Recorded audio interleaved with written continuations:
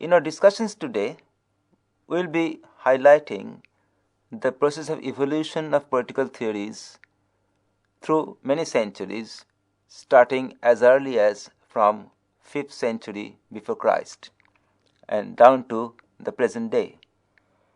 Now, just to recap a bit, political theories in the form of a coherent body of ideas about politics of a particular time and place, or about politics which transcends such limitations, have existed since the classical age, or even you can talk about times of antiquity. Plato's theory of communism, which appeared about 5th century BC, or of justice, or slightly later than that, Aristotle's theory of state, may be taken as examples to the point. Let's start with an observation made by Sheldon S. Olin. Olin notes, I quote, "The classic form of political theory took shape in 5th century Athens and was largely the works of Socrates and his circle. This achievement was consolidated by Plato and Aristotle, and it involved primarily an attempt to forge a synthesis of three elements: politics, the idea of a theory, and the practice of philosophy." Unquote. This pithy observation of Olin tells us about the constituent elements of a political theory as it was in this period of formation, which are politics, the idea of a theory, and the practice of philosophy. Now, politics referred to all that was connected with matters of public concern, and thus different from what is essentially one's own, essentially one's private.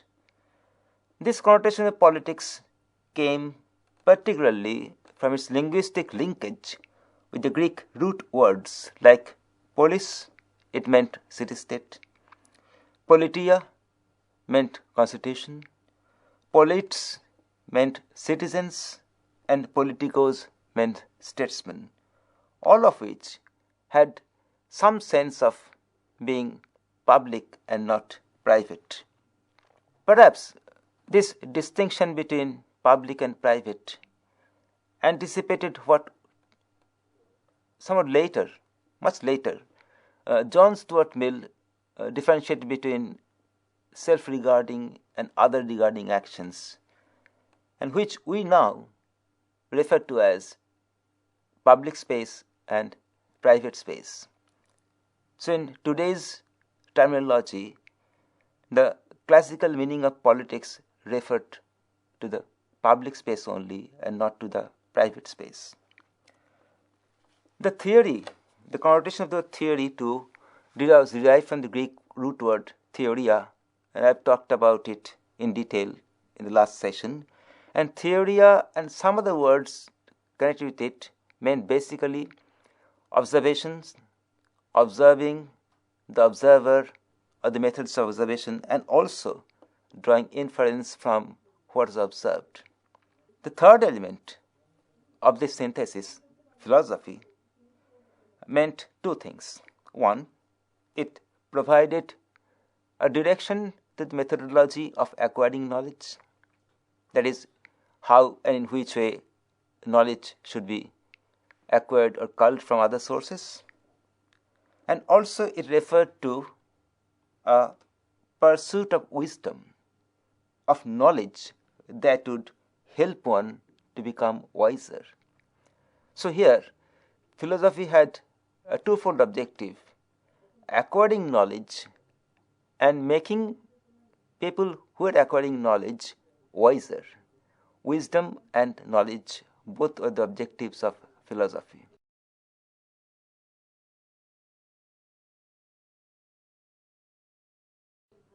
So as a whole, political theory tried to discuss politics through, as far as possible, empirical observation,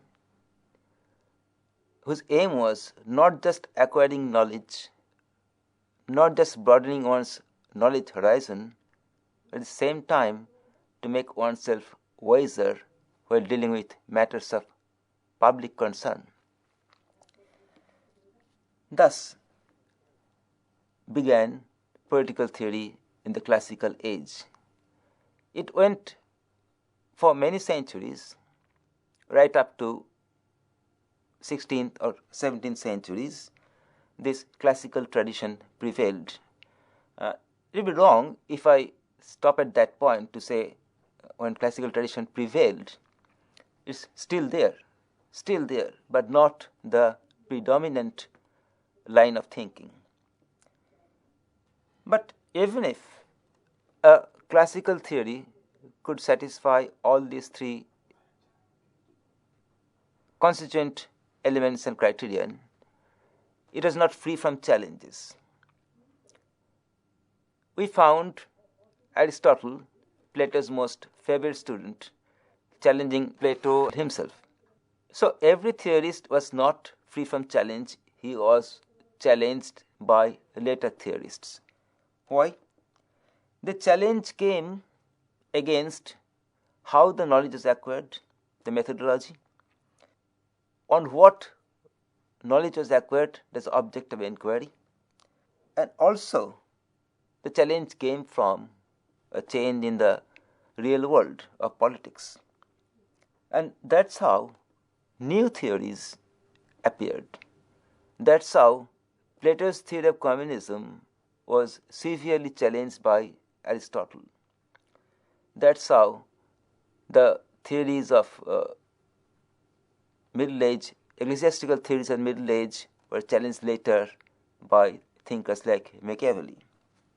And many times, theories change due to a change of time and space.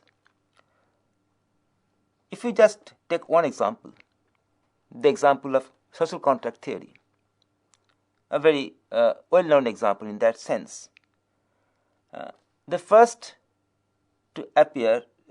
theory first appeared in 1651 publication of Leviathan by Thomas Hobbes, an Englishman.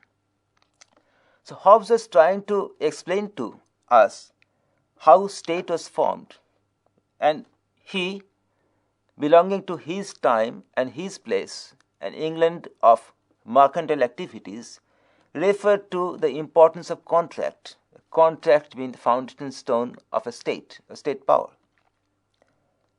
and introduced also the idea of state of nature as an analytical starting point of the contract. And he portrayed a very dark picture of the state of nature, in a nutshell, of a life which was totally unacceptable, and people living the life, they had to live the life, and through contract they formed a state power. Next to Hobbes came Locke, also an Englishman, some decades later, and Locke was published in 1690, just about 40 years later. And Locke had a totally different idea of social contract. And he had a totally different idea of state of nature itself also. His state of nature was not so much gloomy, not so much dark, not so much unbearable. And he also introduced the idea of a limited government. Now, one always asks the question that if both of them belong to the social contract school of thinking, if both of them belong to the same country, speaking and writing in the same language, then why the difference? The difference was in the political situation of the time. When Hobbes wrote, there was an autocracy of Charles I, and when Locke wrote, some kind of a limited democratic system was introduced in England. So that perhaps explains the differences in perspectives of Hobbes and Locke. And a totally different perspective was presented by the third thinker of social contract school, Jean-Jacques Rousseau in France. And there one can argue that the country itself changed from England to France. Not just the time changed, but the country was also different. So that's how theories appeared in succession, theories in the same age, in the same country, or theories in different ages in different countries. But that does not mean that each was unique in itself. They were unique. Of course, they were unique. They had their special characteristics. But doesn't mean that we got a succession of theories discrete in their nature, unconnected, unrelated to each other, as if some loosely scattered flowers of many hues, but no garland. But it's not so.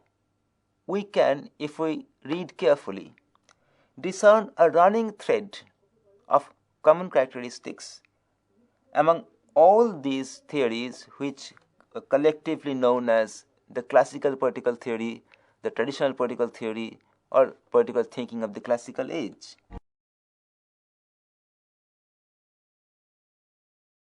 Now, we can discern three basic characteristics of what is known as classical political theory. It's actually a collection of many theories appearing in many points of time and in many places.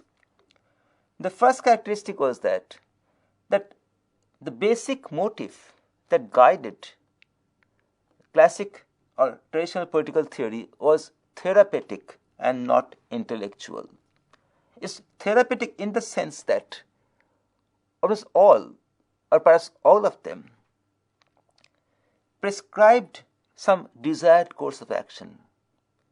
They detected some kind of a sickness, some kind of a malady, some kind of weakness in the politics at the time, and they amassed facts about them, and they also prescribed what should be done to correct the wrongs, to right the wrongs, so that the political community can live a better collective life. In that sense, it was therapeutic, as if a doctor, after finding out the causes which is causing distress to his patient, prescribes a course of medicine.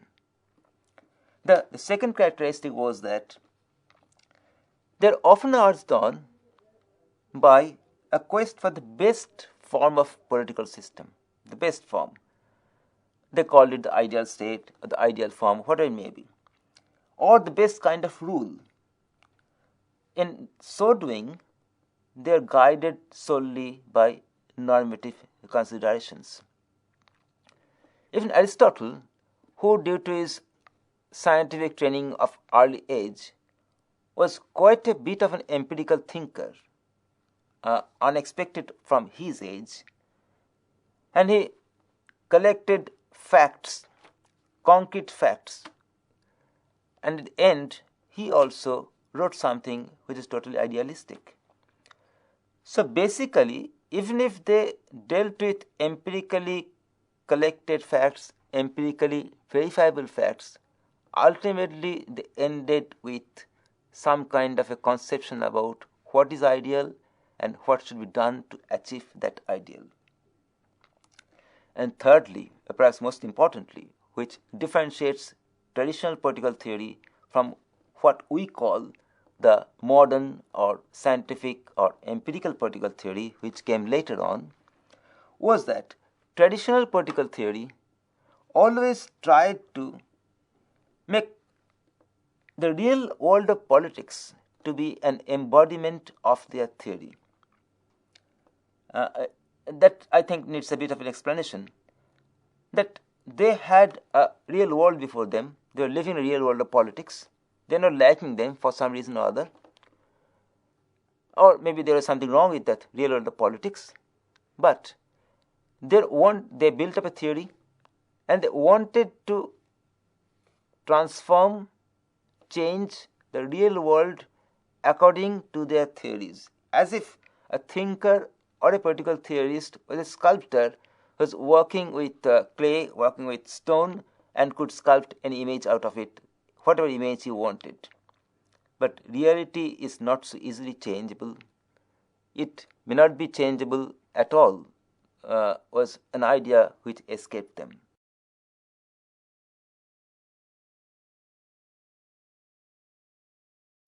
We have come to a stage when we are trying to reach the summation of our findings about classical political theory. And once again, you can turn to another piece of brilliant writing by Shell and Olin. Olin, in summing up classical theory, commented that, I quote, "Successful action must be preceded by knowledge which simultaneously explain things as they were and things as they should be." Now, that's the entire essence of classical political theory. That classical political theory was not just bent on, not just motivated by finding things that are actually in the real world. And they also stated what they should be like. And this is the basic nature. If we start from Plato, Aristotle, think of the Middle Age like John of Salisbury, St. Augustine, Marsilio Padua, come down to Buddha, Machiavelli, later thinkers like Hobbes, Locke, Rousseau. In all of them, we find that they're ending their observations with something which, according to them, should be done. Should be done either by the rulers themselves or by the people themselves. Now, this is the basic nature of classical political theory, and that's where its problem starts. That when a political thinker is talking about what should be done or what ought to be done, he is bringing in his own subjectivity here. And that subjectivity colors the entire theory, the content of the entire theory. And it may not be acceptable to the subjectivity of a thinker who comes next. So it is a collection of subjective perceptions of the reality. They dealt with reality, no doubt about that, but when they looked at the reality, each of them had put on their own pair of spectacles of their own subjective perceptions, and came out with their versions of reality. And that's why there is a problem with the classical political theory in that sense. With a hindsight of coming later, we can now try to find out what really plagued modern classical political theory or traditional political theory, what really led to the search for alternatives, the search for what we collectively label as modern or empirical or non-traditional political theories or non-traditional alternatives.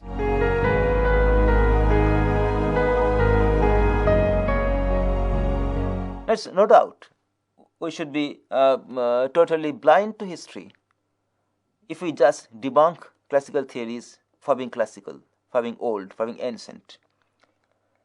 Because most of the concepts we use today have been developed in the classical age. Only one example would suffice: democracy. We can't stop talking about democracy today. Even peoples of Tunisia, Egypt and Libya, they have just talked about democracy in the very recent times. And think of it, Plato and Aristotle, they are also talking about democracy in 5th or 4th century before Christ. So most of the rich vocabulary we have inherited from the classical times. Quite a few important insights we have inherited from the classical times. But still, they had their limitations. We can identify a few of them. First of all, they're basically ideographic, in the sense that they dealt with the unique nature of a single case or even a single political unit. Both Plato and Aristotle were basically concerned with the state of polity available in Athens of their time, and from that they tried to universalize their experience into their own political theories. Secondly, since each of them was dealing with a specific time and a specific place, a common vocabulary was often difficult to find, or even common connotation of the same word, the same expression was not there. Thirdly, it is highly subjective. I've told that before, that each one of them was looking at reality with his own eyes, his own perceptions. Naturally, it's not acceptable to those who are coming later. Fourthly, in classical theory, the individual was not there. There might have been individuals who had some larger-than-life-size existence, but the common people, masses, individuals, qua individuals, they were not there at all. There were ideas, there were institutions, there was constitution, there's even important lawgivers or rulers, prince in Machiavelli's word, but the people was not there. Significance was attached either to the political community or to political institutions or to some authoritative political ruler. Fifth, Aristotle wrote, I quote here, and you understand why I quote here now, a bit later. I quote, "The male is naturally more fitted to command than the female, except when there is a miscarriage of nature." Unquote. Perhaps in keeping with this belief, women, the other half of human population, never got any worthwhile mention in traditional political theory. And finally, almost the entire body of traditional political theory considered politics to be an entirely autonomous activity, separate and apart from the society. They could not think of any possible linkage between politics and the society at large, any possible movement of ideas and individuals between society and politics, or in either one way or to a movement. So it was a body of theoretical ideas totally delinked from its social context. This net consequence of all this was that despite the very richness of his ideas, the very richness of his vocabulary, the unique insight of many of the classical political thinkers, classical political thinking, classical political philosophy on which the traditional political science was built up, never got much of a respect in the academic circle. That can always be understandable, that politics as a separate discipline has appeared much, much later as considered or as compared to history or economics or philosophy, even in Western universities. So out of that kind of disappointment, out of that kind of frustration, or in expectation that something should be done about it, some improvements should be done about it, came somewhat later an attempt to change the nature of political theory or to offer alternative visions of political theories